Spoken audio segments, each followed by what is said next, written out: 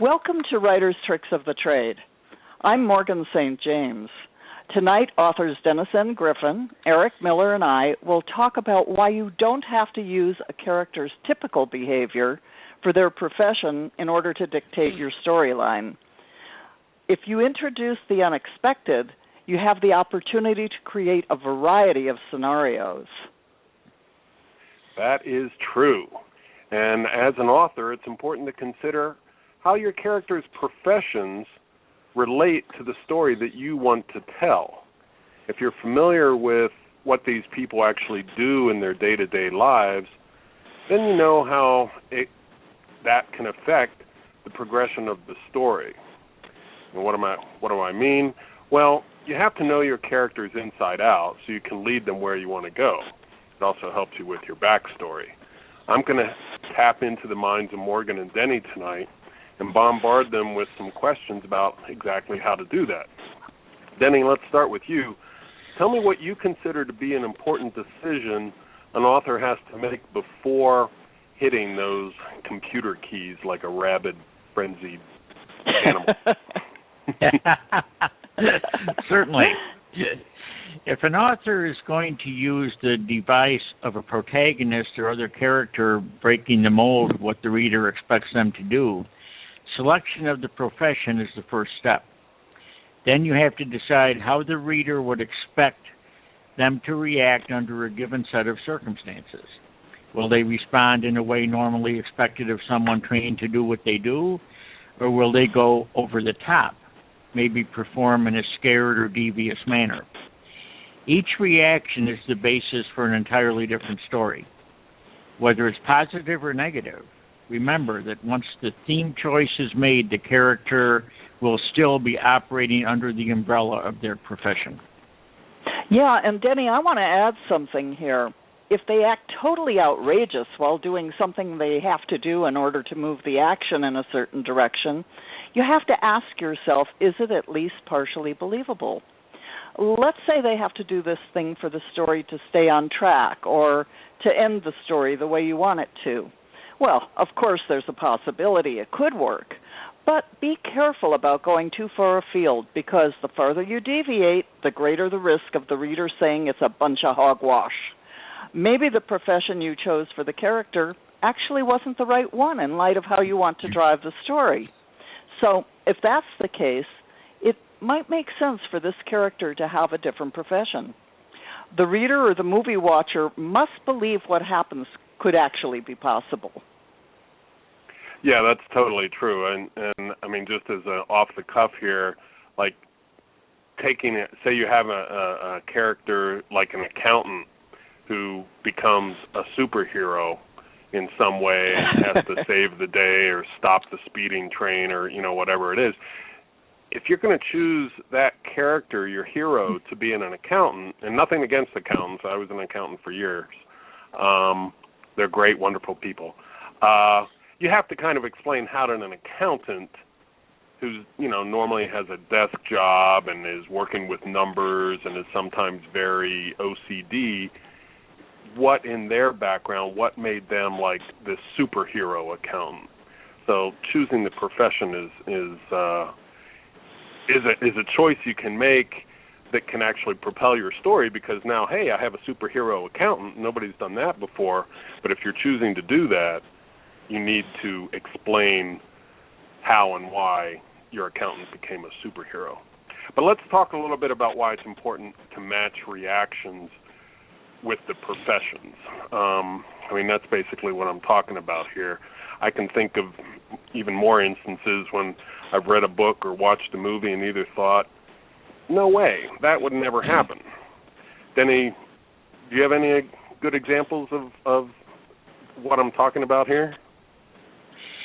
Yeah, this whole subject is really near and dear to me because I get very turned off rather easily when I see something that's really way out there, where you start to doubt that something could possibly ever happen.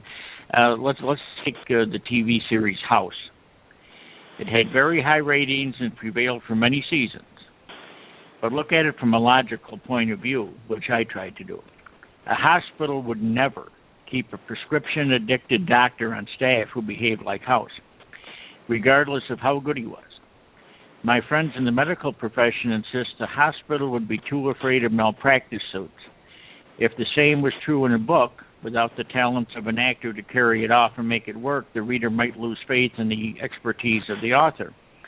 And I don't think there's much worse than when you start getting that word of mouth out there that perhaps your work, your book, or in the case of a TV series, your TV show, plays too fast and loose with reality. And, that can really destroy your readership or your viewership in a relatively short order. Oh, that's all true, Denny. I mean, and, even worse than they might tell their friends about how off base you are. that's and the the kind of word of mouth their friends. Exactly. That's the kind of word of mouth an author doesn't need. Let's explore that a little bit. Once the reader or viewer has a doubt, are they going to lose confidence in the? How likely is it that they're going to lose confidence in the entire story? Because in order for the reader to trust the author, isn't it? I mean, they have to think that the author knows what they're talking about, but they're not expecting things to maybe be 100% accurate. But there's that ring of believability that we're talking about that has to be true. We don't want every accountant to act like every other accountant. We don't want every cop to act like a stereotypical bad cop or good cop. What's your take on this, Morgan? Well, there's another factor that enters into it, Eric, because themes play a big part in the credibility of a story. And more often than not, they are related to the profession or professions of the main and supporting characters. So if you take any given situation, and despite their training, the characters all have different reasons for acting a certain way, just in real life. Whether the story or the characters come first, you have to be sure you know what would motivate them to do what they do, and how they would do it, and why. And so let's say it's a given that a cop might be more compelled to aggressively enforce order than a hairstylist, but that's not always the case. Let's assume maybe he's fighting an inner rage. I mean, face it, his weapon is a gun, not a hairdryer. But then maybe the hairstylist holds a black belt in karate, or he's a champion marksman. So it's always good to have some kind of a surprise element. And you can use the character's professions or avocations to help create it. A hairstylist with a chip on her shoulder. I see a whole new TV Killer series. Hairstylist, live at 10. Exactly. Okay, well say that, sometimes ordinary people wind up doing, in extraordinary circumstances. That certainly can fuel the fire and the direction of your story. If you know how a character is expected to act in a given profession, then there are a variety of ways you can develop alternate themes, like we're talking about, the hairstylist with a chip on her shoulder. And Denny and Morgan, I'm going to give you a story theme. Then why don't each of you kind of use it in a different way? Same profession, same circumstances, different story. Ready? Yeah, I'm here. I'm on for it. Okay. You up for this, Denny? I'm ready. Okay. Here's the storyline. 2 thugs assault a middle-aged man as he enters an alley, and let's say they ultimately kill him. A cop, let's say, witnesses this incident. All right. Now, Denny, what can you come up with off the top of your head? Okay, my cop is going to be triggered by rage after he's done what he's been trained to do as a cop. Let's say that he's been on the job a few months, been through the academy, he's in a restaurant, he leaves the back door and enters an alley where he sees this assault taking place. And the assault, the thugs who are committing the assault are using perhaps weapons, perhaps knives, perhaps brass knuckles, whatever. So the life of the victim is in danger. So the cop goes into action. He's been trained to respond quickly in emergency situations like this, and to act to save a victim from being seriously injured or killed. So the adrenaline starts pumping. He jumps right into it. But despite his quick response, the incident's already gone too far, and the victim dies. So this sets the tone that the cop now, because of his rage over what happened, he spins out of control. Now he becomes an abusive cop. And his inability to save the victim unleashed a long-buried rage from an entirely different source years before, when he found himself helpless in a threatening situation. So he turns into something that he wasn't trained to be, but circumstances took over, and that's what happened to him.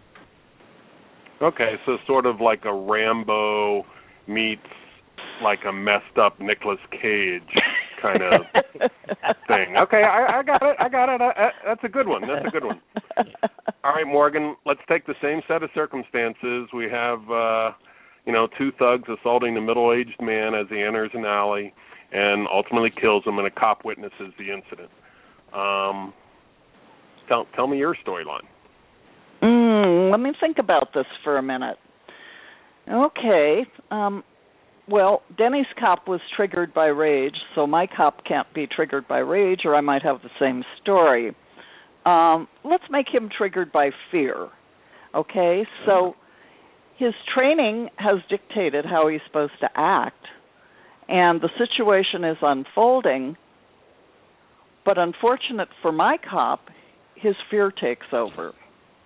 Oh. So we'll go back to the point in Denny's story where the cop is entering the alley from the restaurant's rear door, and he sees these two burly thugs assaulting this little puny middle-aged man.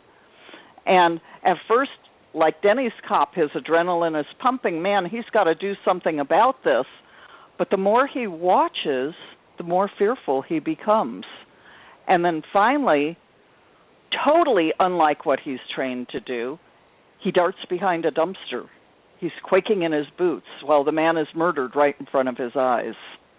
Well, obviously, this is a traumatic thing, and, he thought he was the super cop, and what does he do? He hid behind the dumpster watching the victim get killed. Not a good thing. And he's not able to face what he's done. So in the storyline, he begins to sink deeper and deeper into a fantasy of what he makes himself believe happened while he's trying to cover up his cowardliness with a series of lies. And whenever he made the report, when he talks to friends or relatives, he's almost like your accountant's superhero. Man, he bounded out there. He tried to save them, but these two thugs were pounding on this guy, and he got hurt himself, and he's a dedicated servant of the people who tried to save the man, and he's gotten pretty good at spinning this story. And so as the storyline goes on, we realize that he and the thugs are the only ones who know what really happened. Who's going to come forward and tell the truth? The victim's dead. The thugs certainly aren't going to come forward and say, I beat this guy to death. And there's no way he's going to say it, but it's contained deep inside him. So he turns to the bottle, and the bottle becomes his solace. And as the book goes on, he sinks deeper and deeper, trying to maintain that facade when he's at work, but he's really struggling through life. Oh, wow. Those are great examples of how, a cop could react under different circumstances, or under the same circumstances, rather. Taking that just one step further, Morgan, those thugs could come back to the cop realizing that they kind of have one over on him and basically blackmail him into, maybe doing something far worse. That that would definitely drive the rest of the story. But those are great examples. One's driven by rage, and the other by fear, and they could still ultimately both be compromised. And the end of Act 2, all is dark, and how are they going to get out of this and still come around and still have a happy ending, or a resolved ending, I shouldn't say happy ending, in Act 3. Yeah, my cop goes into rehab, and Denny's cop goes for counseling. Right. Yeah, your cop doesn't cave to the blackmail that the two thugs have over him, and he admits his. No, that's all good stuff, and I think those are excellent examples of how you can take somewhat of a stereotypical character, a cop, and put him in the same situation and have two completely different reactions to that situation, which drive two completely different stories. Yeah, and you could even come up, Eric, I'm sorry, but you could even come up with one more, pretty easily. Let's say the cop is a real cocky guy, and he actually did what he was supposed to do, and then he gets so totally immersed in his heroism that he becomes insufferable. Oh, right. That just occurred to me while we were talking. This is great stuff. I hope all of our listeners are kind of have their heads spinning too, with potential ideas. Okay, so as you both pointed out, the protagonist in each of your stories was trained for his profession. All right, so we got that. But the themes of what he should have done versus what he did or didn't do and failed resulted in a less than perfect ending in both your scenarios. Okay, so now let me cast you as the director. And each of the diverse scenarios is believable. Let's go back a little bit and add a couple of new emotions. You've kind of already done that, Morgan. And, spin even more stories. Because the interesting thing is you could give the protagonist a different name and a different motivation, place your story in a different location, and give the book a new title, but it's still the same prompt with a different, fresh manuscript.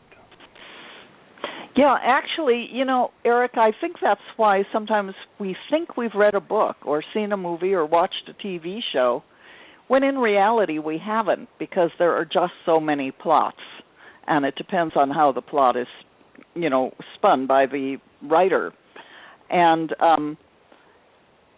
so many of the TV shows, books, whatever, are actually a new spin on something that we did read or see, and that's why it seems familiar.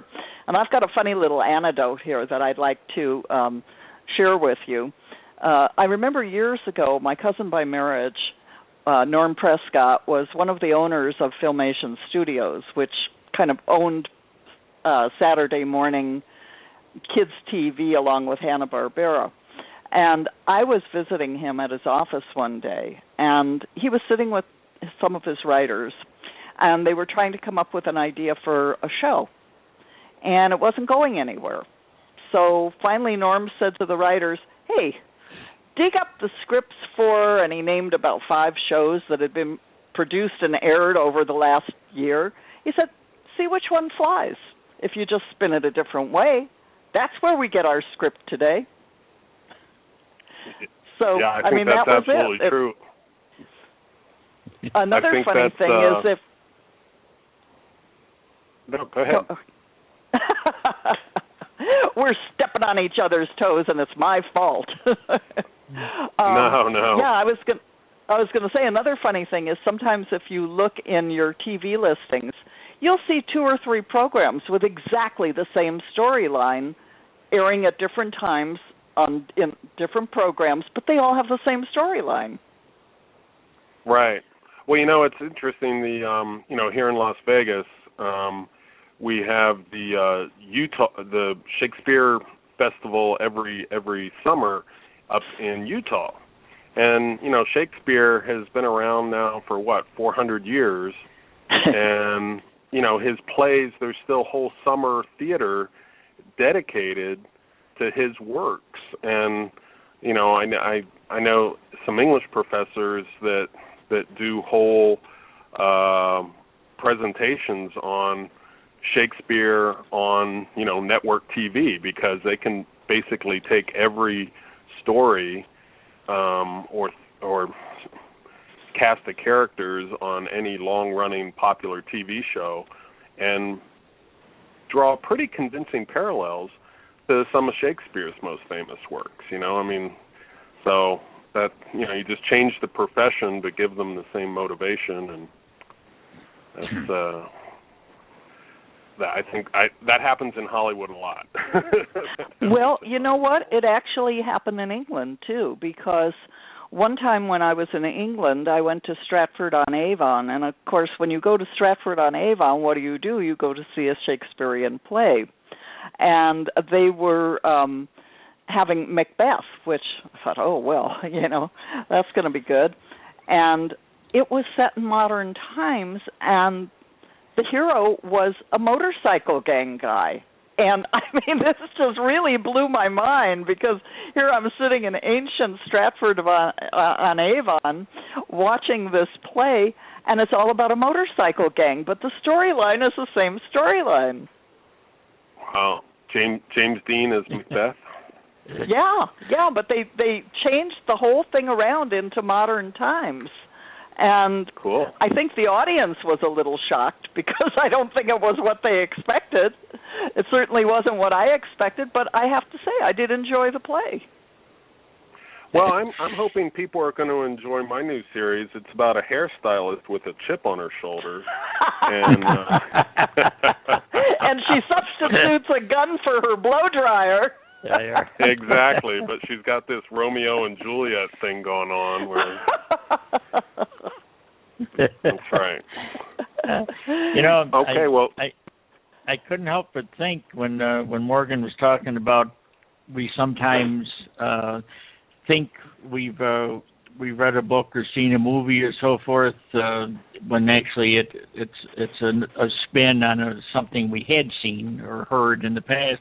Reminded me of Yogi Berra's famous comment there about déjà vu all over again. Yes. And I got to take this moment, if I can, to vent a little bit. Vent, Denny. I shall vent. I am interested in crime stories on TV. I like movies or series about. I say I like them. I'm interested in them. I don't always like them. Now the difference, my wife isn't as, what should I say, picky as I am about accuracy, and in some cases she just doesn't know what procedure should be followed in a certain situation. And so for entertainment value, she enjoys some of the shows that I find myself unable to watch. And if we're in the same room and the particular show is on, I might open a book and start reading, and she's all engrossed, and she can't understand why it is that I'm tuning out of this, what she considers to be a great entertainment story. And it's because, as we were talking about earlier, it's so far out there as far as a lack of accuracy that I can't get into the story, because it just defies credulity, and I can't do it. And I'm not going to name each show, but there are a number of them out there that, and I think have potential, but whether it's poor research, whether the writers don't do due diligence when they're writing the scripts and so forth, I don't know. But when you have a situation where a cop will, or a detective will search or go into an apartment, say when the occupant isn't there, as a suspect, and he or she finds evidence. And now I know that if they haven't obtained a warrant and they basically commit a burglary, they're actually violating the law themselves, and they find this evidence, well, that's fine. In fact, I could appreciate and I could warm up to a character, perhaps, that, in his interest to get justice, he's willing to bend the rules, okay?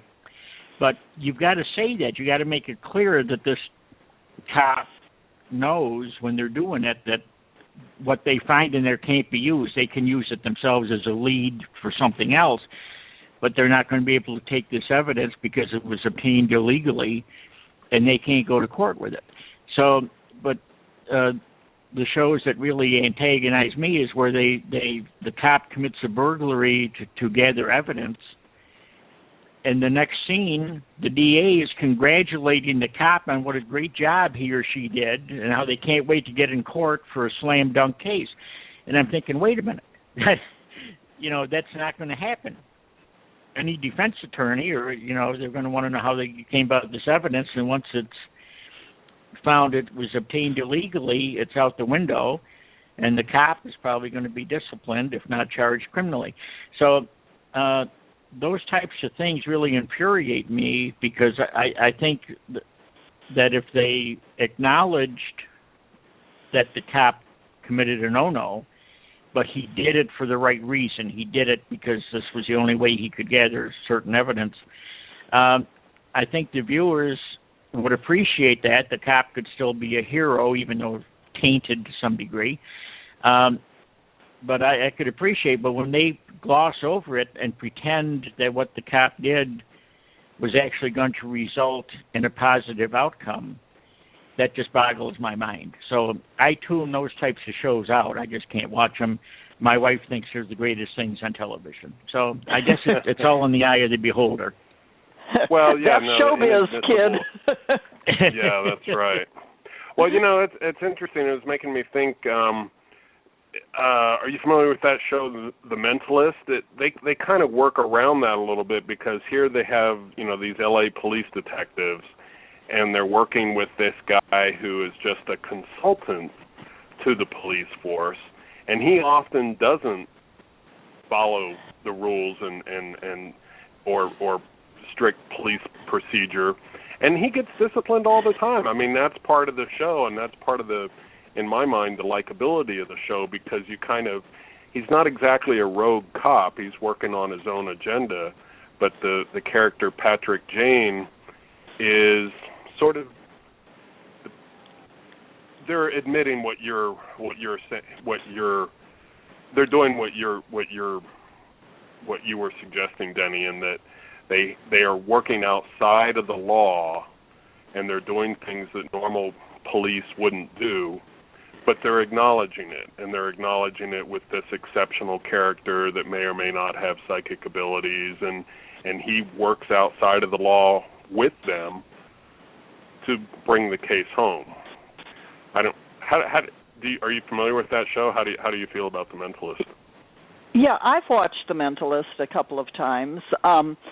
The thing that's interesting about what you just said, Eric, is that it drives home the point that we were making earlier in the show, which is you can deviate from the norm, but you have to keep the believability factor. Exactly. And by him admitting that he's done the wrong things, then you have your believability. And seeing him get reprimanded. He does physically get, he's always suspended, or, the chief is after him or something like that. So there are repercussions for his bad behavior. Now, action and consequence. Right, exactly. And I think that's why the show's successful. That's why it has such a loyal following, because they are true to their audience in that way. They're not trying to pull one over. Now, let's go back in time a little bit, Denny. What about like a gritty show like Hill Street Blues? Did you think that sort of followed the... That was on so long ago that I don't remember it. I loved Hill Street Blues. Another show that I liked, even though it was not a serious crime show, it was a comedy, was Barney Miller. Oh, I love Barney Miller. Because a lot of the characters in there, I met guys who were very similar in their attitudes and their how they talked and how they thought to some of the characters on Barney Miller. So I really enjoyed that, and to me, although it was a comedy, it wasn't supposed to be serious, it did reflect a lot of what you would hear around a squad room or a police station. situation. So I really enjoyed that, and I thought for a comedy show they were very good. And Hill Street Blues, I used to just love watching that. Yeah, well, Brandon Carter, what? he brought in actual police officers and had them on script as writers and co-producers to get that authenticity. But that's a great example. Barney Miller is an excellent example, Denny, of taking what you think, a police department and sort of turning it on its head a little bit. And, instead of being a gritty crime drama where you're seeing people's chests get exploded by, dumb bullets, it was a comedy, but it still did deal with some pretty realistic things, much like MASH. MASH dealt with, some real issues about war and the nature of war and all in a, I don't know, maybe it wasn't funny to everybody, but, they took doctors and they gave them flaws. They were hero surgeons, but they were also raging alcoholics. Yeah. And it worked for how many seasons did MASH run? I mean, it worked. It's like, we're going to make a show about a medical unit in the Korean War. What the hell's that going to be about? Oh, right. It's going to run for 15 seasons and win, 1,000 Emmys? Who saw that coming? Well, you know what? I think that, Eric, you and Denny have made some great examples of what the whole topic of our show is today, is using things in different ways. Now, if you took the same scenario and you gave it to the writers who were doing The Mentalist, the ones who were doing Hill Street Blues, and the ones who were doing Barney Miller, you'd wind up with 3 entirely different shows on the same theme. Right. Okay, well, all right, we're starting to run out of time here. Let's sum it up for our listeners here. So we pretty much agreed, try to avoid having your character do something so unrealistic relative to their profession that you've given them that it causes the viewer or reader to doubt that it could ever happen or that character would ever do that, right? We're in agreement on that. We all know that writers have a certain amount of creative license. That's why some of us like to sit behind our keypads for hours on a day. So it's okay for things not to be 100% accurate, but totally unbelievable situations just don't fly. So you really got to put yourself in the shoes. If you're going to write about a nurse or a doctor or a lawyer or an accountant, you got to put yourself in their shoes. And so believability is an essential element that allows the reader to trust the author. Okay, so with that, let's then figure out how this unusual behavior that we've given for our character in this profession can drive a story down multiple different roads like we're talking about. So we're all in agreement on that, right? Mm-hmm. Right. Yes, absolutely. Okay. All right, well, I'm happy to say that Writers' Tricks of the Trade is now presented by Writers of Southern Nevada, and we have a new website where you can find a full directory of links to our previous podcasts and links to our future shows. So the website, visit http, familiar http:// writerstricksofthetrade.blogspot.com. Okay, Morgan, and if anybody wants to find out more about the Writers of Southern Nevada, their website is nevadawriters.org.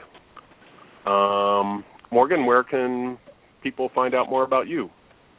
Well, I'll tell you, I have so many websites, I've forgotten how to keep track of some of them. So the best one to go to is my personal website, which is www.morganstjames.author.com. And there is a page that says blogs, and then you can find the links to a lot of my other ones that I take care of. And that's St. James abbreviated, so it's ST. Right, so it's M-O-R-G-A, yeah, Morgan, S-T-J-A-M-E-S. Right, I'm not a real saint.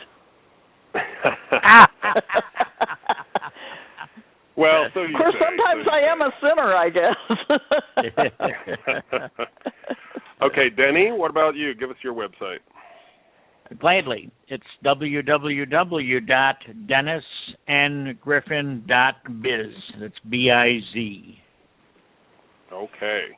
And my website is venicedude.com. I'm in the midst of changing over to ericjamesmiller.com, but I still have my old venicedude.com website where when I was living in Venice Beach for 12 years and writing. Okay. Our next show is June 10th, and it's going to address the perennial question, are you stuck in a writer's rut? Okay, so whether you write fiction or nonfiction, habit can be one of a writer's worst enemies or best friend. Denny and Morgan are going to share tips for expanding your thinking and your writing on June 10th. So be sure to join us. And remember to check out writerstricksofthetrade.blogspot.com. And Writers of Southern Nevada at nevadawriters.org. Absolutely.